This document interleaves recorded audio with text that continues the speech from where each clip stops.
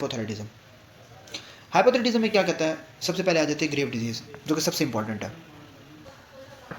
अच्छा जी, नेक्स्ट आपकी जो ग्रेव डिजीज़ है उसके अंदर हमने क्या, जैसे आपकी हाशिमोटो थायराइडाइटिस वहाँ पे एक इंपॉर्टेंट थी हाइपोथायराइडिज्म के अंदर, यहाँ पे भी उसी तरीके से हैं। जैसे आपके वहाँ पे रेडल थायराइडाइटिस थी, डिक्यूरेन थी, आपको जेनेटल हाइपोथायराइडिज्म था, ऐसे यहाँ पे आपकी जो वहाँ पे हाशिमोटो थी और यहाँ पे आपकी क्या है, ग्रेव डिजीज़ है। अब इसके अंदर आपने याद रखना है, मोस्ट कॉमन कॉज ऑफ जो हाइपोथायराइडिज्म होती है वो क्या होती है, आपकी जो आयोडीन जो सफिशिएंट एरियाज होते हैं वहाँ पे, and grave disease is the number 1 cause. Normal physiology जो आपको पता है कि आपको हाइपोथैलेमस रिलीज होता है, हर चीज़ आपको मैंने ऑलरेडी बता दिया है। लेकिन हम यहाँ इसकी तरफ आते हैं तो इसके अंदर ये आपकी ऑटोइम्यून डिजीज़ होती है, विच इज़ आपकी IgG and type 2 hyper sensitivity. क्योंकि जो ऑटो एंटीबॉडीज़ होती हैं वो कौन सी होती हैं इसमें, TSI, thyroid stimulating immunoglobulins, thyroid stimulating immunoglobulins which is IgG which can cause transient neonatal hyperthyroidism and type 2 hypersensitivity। अब इसके अंदर होता क्या है, बेसिकली जो ऑटोइम्यून कंडीशन है वो आपकी ट्रिगर करती है वही जेनेटिकली HLA-DR3 एंड B8। जब ट्रिगर करती है तो इसके बाद आपके जो बीटा सेल्स हैं वो क्या प्रोड्यूस करते हैं, आपके IgG किसके खिलाफ, आपके थायराइड स्टिमुलेटिंग हार्मोन रिसेप्टर्स के खिलाफ। अब जो IgG है वो आपकी जो रिसेप्टर्स हैं उनके साथ जाके क्या कर लेती है, बाइंड कर देती है, बाइंड विद TSH रिसेप्टर्स।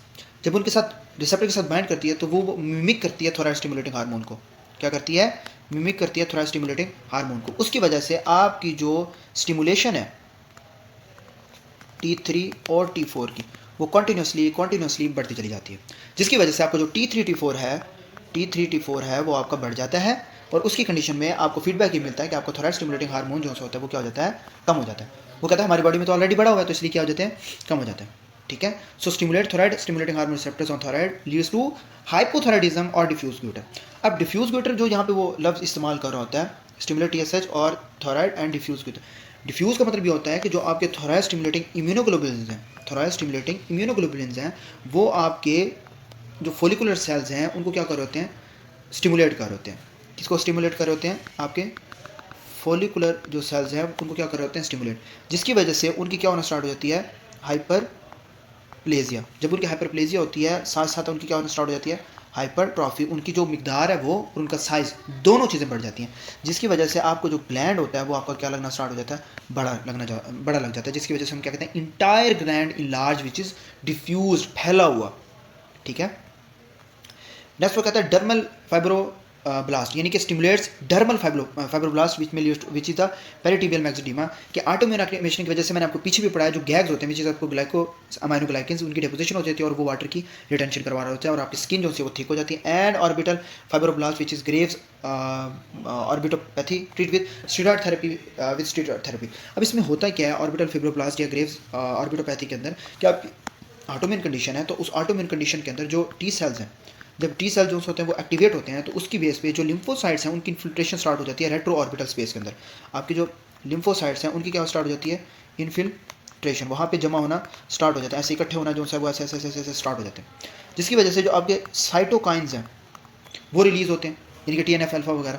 और जब वो ज़्यादा हो जाते हैं तो उसकी वजह से आपकी जो फाइब्रोब्लास्ट है उसकी क्या हो जाती है, एक्टिवेशन होना स्टार्ट हो जाती है। जब फाइब्रोब्लास्ट की एक्टिवेशन होगी फिर वही सेम मैकेनिज्म, क्योंकि गैग्स हैं वो ज़्यादा हो जाएंगे, उनकी एक्टिवेशन होगी, उसकी वजह से ऑस्मेटिक स्वेलिंग होगी। फैट की अब सारी बात है, उस जगह पे अगर स्वेलिंग वगैरह ज़्यादा होगी तो उसकी वजह से गुजरने वाली कोई भी चीज़ है तो वहाँ पे आपकी जो फैट की डिपोजिशन है वो भी होना स्टार्ट हो जाएगी, उसकी वजह से उसका साइज़ और ज़्यादा बढ़ना स्टार्ट हो जाएगा। तो आइज़ जो सी है वो पीछे की तरफ जब आपका प्रेशर ऐसे बढ़ेगा तो वो कैसे आना स्टार्ट होगी, एक्सोफ्थैलेमस, यानी कि उसकी आइज़ जो है वो बाहर की तरफ ऐसे। अगर यहाँ पे आपके पीछे हर चीज़ यूँ आपका प्रेशर यहाँ पे पड़ रहा है यूँ, ठीक है, तो उसकी वजह से आपको क्या होगा, ऐसे आपकी आंखें बाहर की तरफ निकल आएंगे। क्लियर, जिसे हम क्या कहते हैं, exophthalmos, and it is a classic sign of Grave disease. Treat कैसे करें, ग्लूकोस्टेरॉइड से। क्यों, स्टेरॉइड आपकी इन्फ्लेमेशन को कम कर देता है, साइटोकाइंस को कम कर देता है और ऑर्बिटल स्वेलिंग आपकी क्या हो जाती है, कम। ये मैंने आपको बता दिया कि टी सेल्स एक्टिवेट होंगे, लिम्फोसाइट की इन्फिल्ट्रेशन होगी, साइटोकाइन ज़्यादा होंगे, फाइब्रोब्लास्ट की एक्टिवेशन ज़्यादा होगी, गैग्स ऑस्मोटिक स्वेलिंग करवा देते हैं, ऑस्मोटिक प्रेशर को बढ़ा देते हैं जिसकी वजह से स्वेलिंग होती है, मसल की इन्फ्लेमेशन होती है, फैट की डिपोजिशन वगैरह स्टार्ट हो जाती है जिसकी वजह से एक्सोथैलेमस होती है। इसके अंदर यही क्लासिक साइन है जिसको एक्सप्लेन किया गया, आपने इस चीज़ को याद रखना है। 3 चीज़ आपने नहीं भूलनी, एक IgG, एक टाइप 2 हाइपर सेंसिटिविटी और एक आपकी एक्सोथैलेमस। क्लियर। फिर वो कहता है कि ऑफन प्रेजेंट ड्यूरिंग स्ट्रेस, यानी कि प्रेगनेंसी। क्यों? प्रेगनेंसी के अंदर आपको जो स्ट्रेस हार्मोन है वो आपके इम्यून को डिसरेगुलेट कर देता है, स्ट्रेस। उसकी वजह से जो ऑटोइम्यून जो डिजीज़ होता है उसको फ्लेयर होना स्टार्ट हो जाता है, ठीक है। और सोशल विद एच, यानी कि जेनेटिकली अभी आपको देख सकते हैं HLDR3 और B8। हिस्टोलॉजी के अंदर आपको क्या देखने को मिलते हैं? Tall crowded follicular epithelial cells which is and scalloped colloid, यानी कि जो एक्टिविटी हाई होने की वजह से जो सेल्स होते हैं वो क्या हो जाते हैं? बड़े बड़े हो जाते हैं, ठीक है। और कोलाइड एक्टिविटी जो है वो यूज़ होती है which is scalloping which is irregular edges, यानी कि जो उनके एजेस वगैरह होते हैं वो क्या होते हैं? इरेगुलर होते हैं। ग्रेव डिजीज़ में आपने सिर्फ इतना याद रखना है कि ऑटोइम्यून हाइपोथायराइडिज्म है, जिसमें आपके IgG होते हैं वो TSH रिसेप्टर्स को स्टिमुलेट कर रहे होते हैं।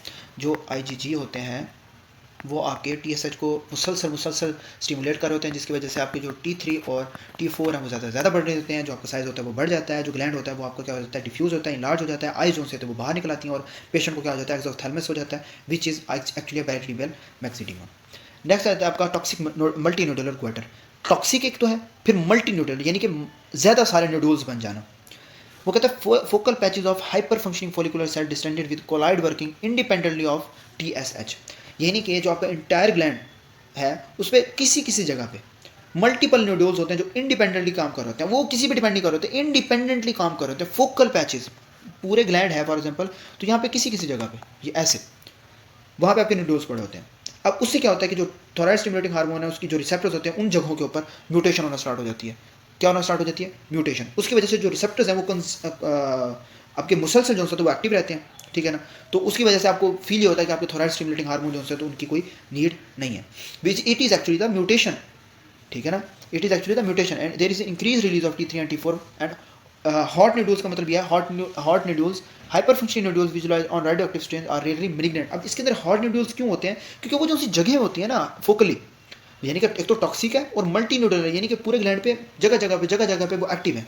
अब वो जब हाइपर फंक्शनिंग सेल्स होते हैं वो एक्टिवेट रहते हैं और मुसलसल एक्टिवेट रहते हैं, जिसकी वजह से आपका जो TSH है वो स्टिमुलेट नहीं होता, ठीक है ना, वो नॉर्मल रहता है और आपको जो T3 T4 है वो रिलीज होते रहते हैं, ठीक है। तो इसके अंदर आपने याद रखना है कि टॉक्सिक न्यूडुलर जो होते हैं वो क्या होता है? जो हॉट न्यूडल्स होते हैं वो क्या होते हैं? बिनाइन होते हैं, और कोल्ड न्यूडल्स जो बिल्कुल ही काम नहीं कर रहे होते वो आपके क्या होते हैं? मैलिग्नेंट होते हैं, ठीक है। तो टॉक्सिक मल्टी न्यूडुलर ग्लूटर में आपने सिर्फ ये याद रखना है कि थोराइड के कुछ हिस्सों के ऊपर जो है वो सेल्स खुद जो सेल्स होते हैं उनके वो हार्मोन्स बनाते रहते हैं, जिसकी वजह से TSH जो है वो रिलीज नहीं होता, वो कंट्रोल रखता है, और न्यूडल्स जो होते हैं वो क्या होते हैं? बिनाइन होते हैं, यानी कि हॉट होते हैं। फिर आ जाता है आपका थोराइड स्टोन। अपनी बैटरी कितनी रह गई? चले, अच्छा, थायराइड स्टोन में क्या होता है? It is uncommon but serious complication that occur when hypothyroidism incompletely treated or untreated then significantly worsen in setting acute stress such as infection, trauma और सर्जरी, यानी कि इन्फेक्शन, सर्जरी या ट्रॉमा की वजह से आपके यानी स्ट्रेस है तो उसकी वजह से कैटेकोलामाइंस क्या होंगे? ज़्यादा। जब कैटेकोलामाइंस ज़्यादा होंगे तो आपका जो मेटाबॉलिक रेट है, स्टेट है, वो क्या हो जाएगी? ज़्यादा जो है वो बढ़ जाएगी, जिसकी वजह से जो थोराइड है वो क्या हो जाएगा? मैक्सिमम जो वो हाइपोथायराइडिज्म जो है वो काज कर रहा होगा। उसकी वजह से जो पेशेंट होते हैं उसके आते हैं agitation, delirium, fever, diarrhoea, coma, tachyarrhythmias, ठीक है। और यानी कि जो बीटा एड्रीनर्जिक जो एक्टिविटी जो सी है वो क्या हो जाती है? ज़्यादा हो जाती है। जब एक्टिविटी ज़्यादा होती है तो उसकी वजह से क्या होना स्टार्ट हो जाता है? अरिथमिया की वजह से क्या हो जाती है? डेथ। अब वो कहता है इंक्रीज एलएफटीज कैसे हो जाती है? क्योंकि जो लिवर स्ट्रेस है या जो डैमेज है मेटाबॉलिज्म ज़्यादा होने की वजह से वो आपका लीवर के ऊपर पड़ रहा होता है ज़्यादा, उसकी वजह से जो आपके LFTs हैं आपको शोर होते हैं कि वो बहुत ज़्यादा हो जाते हैं। ट्रीट करना 4Ps में क्या आ जाती है? आपकी प्रोप्रानोल विच इज़ जो ब्लॉक कर रही होती है बीटा रिसेप्टर्स को और सिम्टम्स को कम कर रही होती है। प्रोपाइलथ्योरेसिल क्या कर रही होती है? आपके हार्मोन्स की जो सिंथेसिस है उसको कम कर रही होती है। जब T4 की जो T3 के अंदर कन्वर्जन है उसको कम कर रही होती है। फिर आ जाती है पेरिडिनोस्लोन आपकी जो C1 इन्फ्लेमेटरी है, इन्फ्लेमेशन को कम कर रही होती है, और आपके T4 T3 जो होते हैं वो क्या हो जाते हैं? कम हो जाते हैं। फिर इसके बाद आ जाते हैं Lugol iodine which is potassium iodide, ठीक है ना। और इसके अंदर आपकी जो है वो क्या हो जाती है? हाइपोथायराइडिज्म से आपके नॉर्मल स्टेट के अंदर आना स्टार्ट हो जाती है body. Wolff type of effect जो होता है इसके अंदर आपका क्या होता है? आयोडीन लोड की वजह से नॉर्मली आपका टेम्परेरी तौर पे आपके थायराइड है उनको क्या कर देती है? शट डाउन कर देती है। So it is thyroid storm is basically emergency condition. जो आपके पेशेंट आपके पास आते हैं उनको पहले हाइपोथायराइडिज्म होता है, वो अनट्रीटेड होता है। जब अनट्रीटेड होता है तो बढ़ता किसी भी वजह से, चाहे सर्जरी हुई हो, उसकी ट्रॉमा हुआ, इन्फेक्शन हुआ, तो वर्स होता रहता है। जब वो वर्स होता है तो उसकी वजह से उसको हाइपोथायराइडिज्म के सीवियर हाइपोथायराइडिज्म के फीचर्स देखने को मिल रहे होते हैं। और सीवियर हाइपोथायराइडिज्म में उसको फीवर हो सकता है, डिलीरियम हो सकता है, अरिथमियाज वगैरह हो सकते हैं कि उसकी सीवियरली आपका जो दिल है वो अरिथमिया की तरफ जा रहा है, ठीक है, उसके कंट्रैक्शन इतनी ज़्यादा हो रही है, ठीक है, उसकी मसल जो है वो फिर डैमेज होना स्टार्ट हो जाते हैं और इतमिया तक पहुंच जाती है बात। और उसके अंदर हमने 4 पीस देने होते हैं, हमने सारी चीज़ों को कंट्रोल करना होता है, चाहे आपकी T3 T4 की कन्वर्जन है, चाहे हार्मोन की सिंथेसिस वगैरह है, चाहे उसकी आयोडाइड के आयोडीन के अंदर कन्वर्जन है, उसको कंट्रोल करना होता है, इन्फ्लेमेशन को कम करना होता है, ठीक है। अदर काजेज के अंदर आपके क्या हो जाते हैं, एक्सोजीनस थायरोकोटॉक्सिकोसिस, ये क्या होती है आपकी एक्सटर्नल थायराइड हार्मोन जब हम ले रहे होते हैं बार बार, उसकी वजह से आपको क्या देखने को मिल रहा होता है, वेट लॉस, क्योंकि आपको T3 T4 ज़्यादा होता है, मेटाबॉलिज्म ज़्यादा होता है, तो उसकी वजह से हमें क्या देखने को मिल रहा होता है, excessive intake thyroid, suspect patient trying to lose weight, weight lose करने के लिए, उसकी वजह से with low TSH and low thyroglobulin, ectopic thyroid production, यानी कि एटॉपिकली अगर कहीं से हो रही है प्रोडक्शन तो उसकी वजह से भी, और हमें नहीं पता चल रहा, तो एटॉपिकली अब सारी बात है, एक जगह थायराइड से हो रही है और एटॉपिकली किसी और जगह पे भी अगर आपका थायराइड टिश्यू पड़ा और वहाँ से भी आपके T3 T4 रिलीज हो रहे हैं, तो उस वजह से भी आपका वेट लॉस होना स्टार्ट हो जाता है। स्ट्रोमा ओवरी का मतलब ये होता है कि जो ओवरियन ट्यूमर है वो आपके जो थायराइड टिश्यूज हैं उनके हार्मोन्स की जो प्रोडक्शन है वो क्या हो जाती है, ज़्यादा हो जाती है। Contrast induced thyroiditis which is George Basedow phenomena, George Basedow phenomena क्या होता है कि आयोडीन जो सा होता है, जो आयोडीन है वो क्या हो जाता है, बहुत ज़्यादा हो जाता है, जिसकी वजह से आपको क्या कंडीशन देखने को मिल रही होती है, हाइपरथायराइडिज्म, जितनी ज़्यादा आयोडीन आयोडाइड उतना ज़्यादा आयोडीन ज़्यादा, तो उसकी वजह से हाइपरथायराइडिज्म, स्पेशली जो आपके याद होगा आपने हमें आप ऊपर पढ़े नोडल इक्वेटर के छोटी छोटी जगहों के ऊपर आपके क्या हो रहे थे, कन्वर्जन वगैरह होना स्टार्ट हो रही होती है।